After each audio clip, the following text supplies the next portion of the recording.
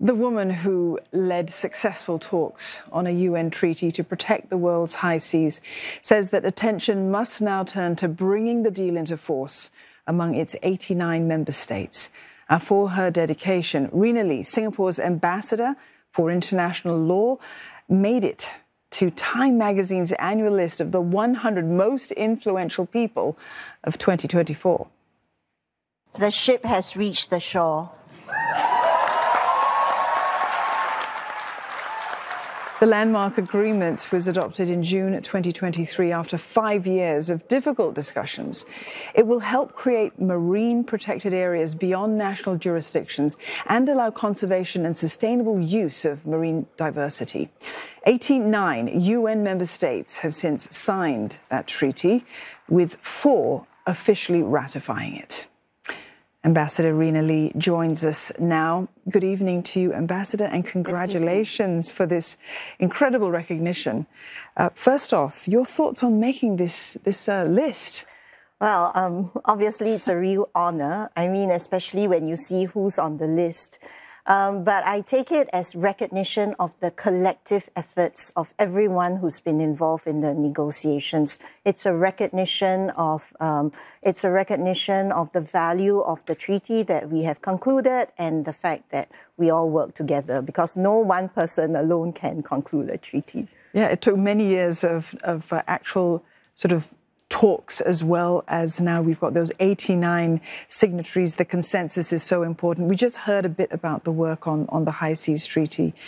Singapore has signed it as well. Yes. And our Foreign Affairs Minister Vivian Balakrishnan has said that Singapore is going to ratify it as soon as possible. What does that mean for Singapore, though? Well, when a treaty is first open for signature, typically it's a 2-step process. You sign the treaty and then you ratify it.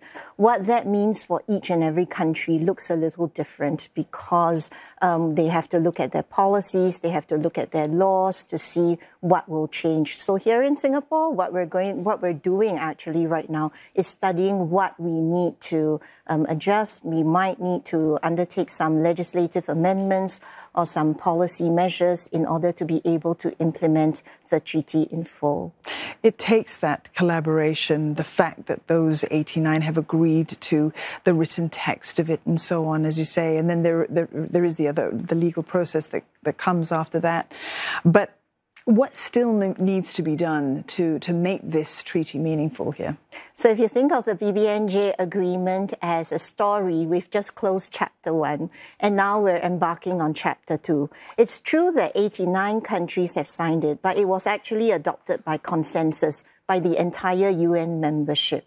And now we're going to try and encourage the other countries that have yet to sign it to sign it, and for those who have already signed the treaty to ratify it, because it will take 60 countries ratifying the treaty for it to come into force, meaning for it to become legally binding. So it's actually 190 nations that agreed to the text. Yes. An even greater achievement for you to have been involved in that, Rena. So today marks the last day of the UN General Assembly Sustainability Week. So let's look ahead now to the Summit of the Future in September of 2024. Diplomacy evolves, and it's going to need to evolve to address those future challenges as well. Is there a trade-off, though, between that and actually achieving our sustainable development goals at the same time? I don't think so. I mean, right at the heart of it, no matter what challenges face us, it's necessary that we work collectively. And the BBNJ agreement is actually a sign of, that it is possible for all the nations in the world with their different interests, their different points of view, to actually come together and work together. And that's what we need, that collective multilateral effort. If we want to achieve the sustainable development goals, if we want to advance, taking care of the global commons, we all have to work together. So in that respect, at its very core, the ability to come in good faith and say, I listen to you, you listen to me, let's find a way to come to an agreement that will not change. Well, you've convinced me, and I'm sure you've convinced many people as well out there. Ambassador, you are now the Ambassador for International Law as well. What do you hope to achieve with that? I mean, I think with being the ambassador for international law, which is a privilege for me, it's really about reinforcing the central role that international law has in our world order. Actually, all around us, how goods move, how people fly all over the place, you know, how we do certain things, they're all as a result of international law. So international law remains at the core of our world order, international law and the rule of law. And that's what I hope to continue to reinforce. And for people to understand the value of international law. Is there a role that younger people can play here as well, perhaps for the aspiring young diplomats of the world? What would be your sort of advice to them?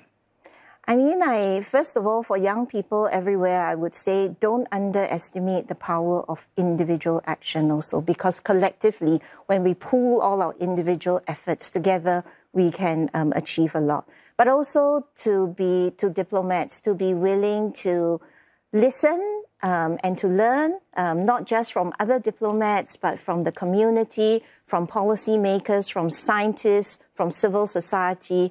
I think that's the only way we can move forward.